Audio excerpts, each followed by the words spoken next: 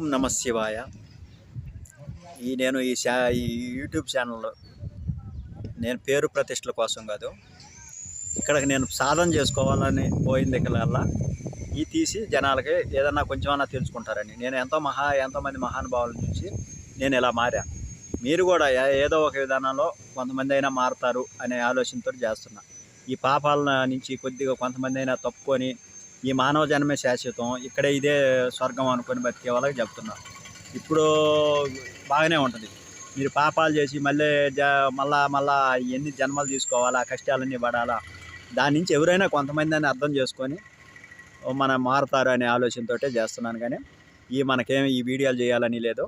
నేను ఒక సాధనలో ఎక్కడికి పోయినా ఆ సాధనలో ఒక భాగమే దీన్ని సాధన చేసుకుంటా అక్కడ చేస్తున్నాను. అంతేగాని నేను ఈ వీడియోలు చేయాలని నాకేం లేదు. గుత్తికొండ బిలం ఇంతకుముందు ఒక వీడియో పెట్టాను. ఇప్పుడు గుత్తికొండ బిలంలో సూక్ష్మ శరీరంతో చూసిన అతను అప్పుడు 13 సంవత్సరాలప్పుడు లోపల బిలంలోకి తప్పిపోయి లోపల నుంచి చూశాడు. అతను సూక్ష్మ శరీరంతో కొంతమంది మునేశ్వరులు చూశాడు. ఆయన మాటల్లో మీకు వినండి మొత్తం, అతను ఎలా వెళ్ళాడా, ఎలా ఏం చేశాడని. ఇలాంటివి చూపిస్తే కొంతమంది అయినా మారుతారు. ఎట్లా మొత్తం జనమంతా ఏం చెప్పినా వినే పరిస్థితిలో లేరు. కానీ వాళ్ళల్లో నేను మారినట్టు ఏ ఒక్కరో ఇద్దరో మారుతారనే ఆలోచన అనేది ఒకటే ఉంది. అంతేగాని నేను ఏది ఆశించలేదు. నాకు ఈ మోక్ష మార్గాన్ని ఆలోచించి ఈ సాధన చేసుకుంటున్నాను. ప్రతి ఒక్కరు ఎన్నో మంచి సినిమాలు తీశారు, ఎవరో మారలా. మా చాలామంది ఉన్నారు పేర్లు, నాగేశ్వరరావు, ఎన్టీఆర్, ఎంతోమంది భక్తి తీశారు. కానీ అందరూ డబ్బుకే దోషం అయ్యారు, డబ్బులకి పదవులకి. అలాగా కాకుండా ఒకడైనా మారతాడనే ఆలోచనతో చెప్తున్నా. ఈ పేర్లు ప్రతిష్టలు శాశ్వతం కాదు, మోక్ష మార్గమే కరెక్టు. మీరు ఏ పాపాలు పేరు ప్రతిష్టల కోసం అనేక రకమైన పాపాలు చేసి ఏ కుక్క జన్మో, ఏ పంది జన్మో, ఏ జన్మలు తీసుకుంటారో అర్థం తెలీదు. అప్పుడు దీనికంటే ఇంకా ఇబ్బంది పడాల్సి వస్తుంది. ఇప్పుడు నేను చూపించే అతని కాడ మంత్రం మాయలు ఏమీ లేవు. నేను ఎవరిని పెట్టడం లేదు అసలుకి. ఇతను సున్నప్పుడు చాలామందిని కనుక్కుంటే అతను లోపలికి పోయాడు, 3 రోజులు ఉన్నాడు అని చెప్పారు. అందువల్ల అతను పెట్టాను. అతని కాడ ఏ విద్య, ఏ మంత్రశక్తులు ఏమి లేవు. ఇప్పుడు సాధారణమైన మీలాంటి మనిషి అతను కూడా. అందువల్ల అతని కాడికి ఎవరే పోవాల్సిన అవసరం లేదు. అతను చూశాడు కాబట్టి అతనికి చిన్నప్పుడు దర్శనం ఇచ్చాడు. 13-14 సంవత్సరాలప్పుడు ముగ్గురు తీసుకొచ్చి లోపలికి తప్పిపోయి లోపల గుత్తికొండ బిలంలోకి పోయాడు. నాగబిలంలోకి పోయి లోపలంతా చిక్కుని అతను 3 రోజుల దాకా అక్కడే ఉన్నాడు. ఎవరికి లోపలికి పోవడానికి ధైర్యం చాలక వేరే ముళ్ళే వచ్చేసి అక్కడ వాళ్ళు వచ్చేసరికి వెలుతురు వచ్చింది. వాళ్ళు వచ్చి బయట తీసుకొచ్చి వదిలిపెట్టారు. అతని మాటల్లో నేనండి. చాలామందికి కూడా కనిపించుంటారు, కానీ వాళ్ళు గుర్తుపట్టలేని స్థితి ఉంటుంది. మనలో మామూలుగా మంచి వాళ్ళకే కనపడతారు, అందరికి కనపడరు. కానీ పాపాత్ములకు అసలు కనపడరు. మంచి వాళ్ళకి కనపడతారు, కానీ వాళ్ళని గుర్తించే అంత శక్తి ఉండదు. అందువల్లే ఇలాంటి వాళ్ళు ఎవరైనా సూక్ష్మ శరీరంలో చూసిన వాళ్ళని నేను వాళ్ళ వరకే పెడతాను. అంతేగాని ఇంక వేరే వాళ్ళని ఎవరిని నా యూట్యూబ్లో ఛానల్లో పెట్టను. అది నేను. స్వామి, మీరు అప్పుడు చిన్నతనంలో ఈత కొడతా ఎలా పోయారు, ఎలా లోపలికి వెళ్ళారు? స్వామి, మేము అప్పుడు పిల్లలమైతే మంచినీళ్ళకి తెచ్చుకోవటానికైనా తానానికైనా దానికి పోయేది. పొద్దుమాటిజామా ఎవరో యాత్రికులు 3 వచ్చారు. ఆ 3 చీకటి పడ్డాక వచ్చారు. వస్తే మాకు బెల్లాలు చూపించండి అయ్యా అన్నారు. అయ్యా ఇప్పుడు పోవాలి కాదు, ఆ లాంపుల కిరసనాలు పూసుకొని పోవాలా, తెల్లారి పొద్దున్నే పోదాము, కూర్చోమన్నాం. మేము బేల్దారి పనికి వచ్చిన వాళ్ళంగా ఆ బేల్దారి మేస్త్రులు తెల్లారి ఆదివారం వాళ్ళ ఇళ్ళకి వెళ్ళిపోయారు. మేము 4 కూలి వాళ్ళమను ఇక్కడ వంట చేసామా, వాళ్ళ ఆయన వాళ్ళు ఉన్నారు. పొద్దున్న చీరతో లేచినాం, బయటికి పోయి ఇచ్చినాం. దాని మీద స్లాబ్ మీద నీళ్లు పోసుకున్నాం, మా పని మేము కాజేసుకున్నాం. ఇంకా అప్పటికి 7-8 అయితే ఉదయం. ఇంకా అతను పోదాం అనుకుని మేము 4 వాళ్ళకి 2 6 వెళ్ళిపోయి 1, 2, 3 సొర్రెలు అప్పుడు ఉంది. ఆ 3 మెట్ల సొర్రెలో తాళం చేసినాం, పైకి వచ్చినాం. ఆ లాంపులు కాగడాల లాంపులు ఉండే కదా, ఆ కాగడాల లాంపులు దాకా పైన చూపించుకొని. అప్పుడు లైట్లు లేవు, కరెంట్ లేదు. ఇంకా అతనే పోయినాం. కిష్ట బెల్లం ఉంది అంటగాయా, చీపి మనం.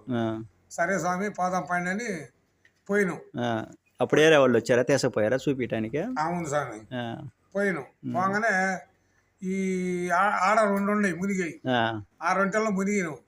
అయ్యా దీంట్లో కొంటే అవతల పోతే ఏరే బాట ఉంది అంటగా, అది ఇది అని అనకొచ్చారు వాళ్ళు. అట్టయితే వెళ్ళే మాటతో నా వెనక్కి తెస్తే నేను తీసుకుపోతాను అన్న. ఆ, వాళ్ళ కాడ ఒకటే టార్చ్ లైట్ ఉంది. ఆ, ఆ టార్చ్ లైట్ ఒక మనిషిదే 2 సెల్సులది అది. ఆ, ఇది 2 సెల్సులు ఆపితే మునిగిపోతే నీళ్ళల్లో ముంచుకుంటే ఆరిపోతే అనే సంగతి మాకు తెలియదు. ఆ, ఇక అతను ఏం చేసినామంటే పోదాం అంటే పోదాం అనుకున్నాను. ఆ, నన్ను ముందు బా అని నా చేతికి టార్చ్ లైట్ ఇచ్చారు. ఆ, వాళ్ళేమో మునిగి రాలే, ఆ, నేను మునిగి రాలే, అవతలకి వెళ్ళిపోగానే వీళ్ళు రాలేదు కదా. ఆ, ఇంకా అవతల కాసేపు చాలా సేపు నిల్చున్నా. ఆ, ఈ నీళ్ళలో ముంచుకొని పోయిన టార్చ్ లైట్ గా ఆ, అది ఆగిపోయింది. ఆరిపోయింది. ఆగిపోయింది. ఆగిపోయింది. ఆ, ఆగిపోయాక మళ్ళీ ఇటు వద్దామంటే ఆ, ఆక్సిజన్ తక్కువ ఉంది. అప్పుడు చెప్పు.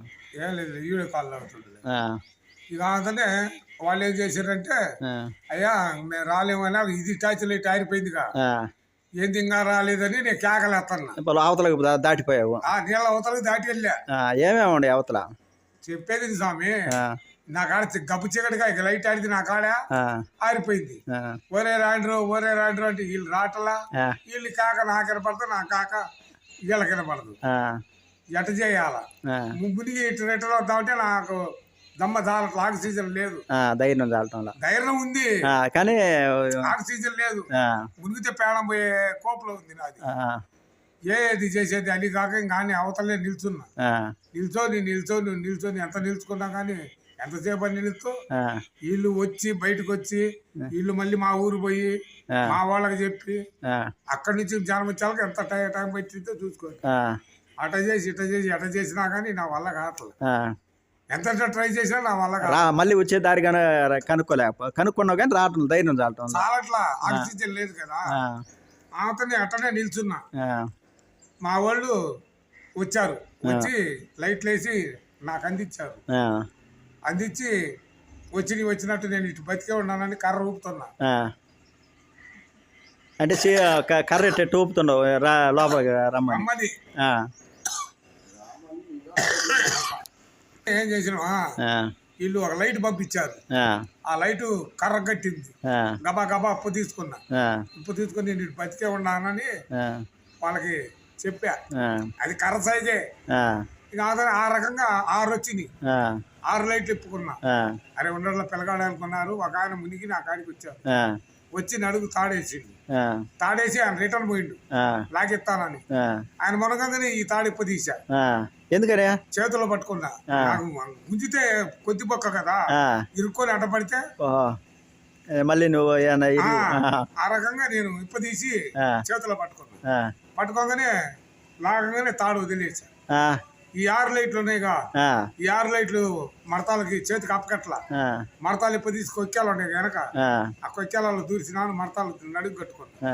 ఇట్లా దావయంగానే రూట్ కానొస్తుంది. ఆ రూట్నే పైకి ఎక్కాను. ఇంకా పైకి పోయా. వీళ్ళతో ఇంకా నాకు సంబంధం లే, పైకి వెళ్ళిపోయా. అప్పటికి ఎన్ని రోజులు అయిందో కూడా నాకు తెలియదు. నేను అవతల ఉన్నా కదా. ఆడ ఇలా వెళ్తురుందా? ఆడ కూడా చేకటానా? ఇదే ఈ లైట్లు వచ్చేది వెళ్తురు. మా వాళ్ళు పంపించిన లైట్లే వెళ్తురు. అతను పైకి వెళ్ళిపోయినాను. పైనే నాగపడికలు మరి పెద్ద పుట్ట. ఆ పుట్ట మీద లింగా ఇది ఏదో ఉంది, అది దగదగ మీద తోడది. అవన్నీ ఉన్నాయి. అవి ఏమి ముట్టుకోవాలా. ఈ మునేశ్వరులు జపాలు చేసుకునే పావు కోళ్ళు, ఏకదండాలు, అవి మొత్తం ఉన్నాయి. వాటిని కదిలిలా నేను. ఆ సాంబ్రాణి కడ్డీలు మోసం వస్తుంది స్మెల్. నాడ పోయి కూర్చున్నా. కూర్చోగానే వీళ్ళు నేను వచ్చిన 1 గంటకో 2 గంటలకో సౌండ్ వస్తుంది. ఏంది అని చూసా. 3 మహానుభావులు సాక్షాత్గా పైనుంచి 3 దిగబడ్డారు. పైనుంచి నీకు చూసేవాళ్ళు 3 అలా చూస్తూనే ఉండా. పైనుంచి వచ్చారు. రాగానే బాలా బాలా అన్నాడు.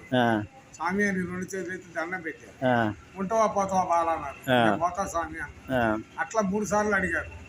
3 సార్లు పోతా అన్నా. పని వస్తూనే ఉన్నాం. నీళ్ళు తగలలే. నీళ్ళు లేవు. నువ్వు వాళ్ళు తీసుకొచ్చేటప్పుడు నీకు నీళ్ళు తగలేదు, ఏడ వంగలేదు. పట్ట పగలు ఉన్నట్టే ఉంది. వెళ్తూరు ఇంకా బ్యాటరీ లైట్లు లేవు, గీటర్ లైట్లు లేవు. చీకట మళ్ళీ దాకా ఎనికి వచ్చి తిరిగి చూస్తే వాళ్ళు లేరు. ఈ బ్యాటరీ లైట్లు అవతల తీసుకొని వచ్చాకనే ఈ గదిలో అప్పుడు ఇక్కడ ఉంది. ముసలా ఉంది. నా ఒంటి మీద నల్ల లెక్కరు. ఆ ముసలా నా శరీరం తెల్లగా అయిపోయింది కదా. నాకు దొంగ బీడీలు దాకా అలవాటు. అప్పుడు కూడా అవ్వవా నా సొక్క ఏది నా ఈ ఉండాలి కదా నా వస్తువులు దీంట్లో బీడీలు లేవు, నా సొక్కలు ఏది అవ్వ అయ్యా మీ ఓళ్ళు తీసుకొని పోయినారయ్యా. నిన్ను వదిలేశారు అప్పటికి? ఇంకా వదిలేసి పోయారు. మళ్ళీ ఊళ్ళో పోవాలని ఏరే వాళ్ళు రావాలని తీసుకొని వెళ్ళిపోయారు. ఇక అతనే తీసుకొని వచ్చారు. అప్పటికి ఎన్ని రోజులు అయింది నువ్వు లోపల? ఎవరు తెలుసు, బయటకు వచ్చారు 3 రోజులు. 3 రోజులు అయింది బయటకు వచ్చారు. నువ్వు అప్పుడుగా ఎన్ని సంవత్సరాలు అయి ఉండొచ్చు మినిమమ్? నాకు 13 సంవత్సరాలు అప్పుడు. ఇప్పుడు ఎందుకు 50-54 ఉంటాయి. 50-54 ఉండేది. అప్పుడు కానీ వాళ్ళు అమ్మిటి ఉంటే నీ జీవితం ఎట్టుండేదో మనకు తెలియదు స్వామి. కానీ నుంచి ఏమి లే, నిమ్మకాయలు కోసుకుంటా వాళ్ళు ఇట్టాచారంగా తీసుకొని పోయారు. టెంకాయలు కొట్టుకుంటా తీసుకొని పోయారు. నీకు ఆ సూక్ష్మ శరీరంలో వాళ్ళు కనిపించడమే నీకు ధన్యం. ఈ జన ఓం నమ శివాయ. ఊరు అంతా ఇక్కడికి వచ్చింది. ఊరు మొత్తం ఆ రోజు తొలియాక తెచ్చి తిరణాల మళ్ళీ నన్ను తీసుకొచ్చి మళ్ళీ లోపల కూర్చోబెట్టారు. అప్పుడు టికెట్ అంతా 10 రూపాయలే. మళ్ళీ నేను లోపల లోపల పూలదండ వేసి కూర్చోబెట్టి 3 కాలి చెవులు కాపలా పెట్టారు. మళ్ళీ పోతాడు బట్టి మా వాళ్ళు పంపిలే కాదు, మేము దాన్ని కావేది ఊళ్ళో పెద్ద పట్టులు తీసుకొని వచ్చి ఇటు చేపెట్టారు. అది ఇంకా తర్వాత ఇంకా నార్మల్ మనిషి. నార్మల్ మనిషి, 3 పిల్లలు, పెళ్లి వాళ్ళు.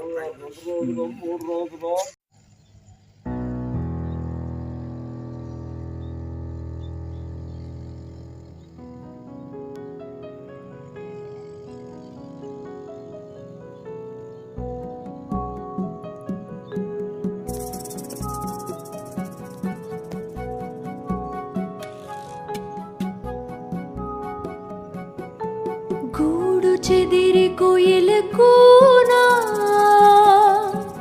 దాటే కుండా కూనా తోడు నీడ ఇంక పైన గాలి ఎండానా ఈ కూన ఎలాగైనా తన గమ్యం చేరేనా, తన గల ఫలించేనా, విధి ఎటుందో పోయినా. ఆ గగనంలో ఆశలే హరివిల్లై విరిసేనా.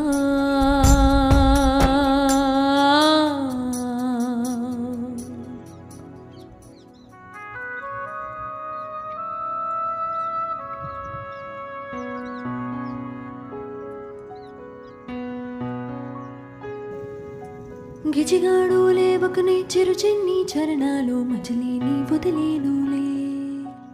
కమలాలు వినియకనే కసుకుందు పాదాలు రాదారి పట్టేనులే. గారాల మల్లమ్మ చేరే ఆ ఊరెంత దూరాల నుందో పాపం. నువ్వైనా చెప్పన్నా ఊరికి రాజన్న ఒక్కడే ఉండొద్దని. కదిలి ఎదురుగరమ్మని చిన్నారి మల్లమ్మకి కాస్త చేరువ కమ్మని. ఎదురెండా సుడిగాలి జడివాన ఏమైనా అనడకాగేది లేదు. ఆ చిన్ని కళ్ళల్లో వెలిగే ఆశా జ్యోతి ఏ గాలికి ఆరిపోదు. చిక్కుదారుల్లోనూ రెక్కారాని కోన దిక్కులేనిది నా పాపం. నువ్వైనా చెప్పన్నా దేవుడితో రాజన్న కాస్త కరుణించాలని. పగలనకారే అనక పయనించే పాపాని కంట కనిపెట్టాలని. ఓ కంట కనిపెట్టాలని, కంట కనిపెట్టాలని, ఓ కంట కనిపెట్టాలని.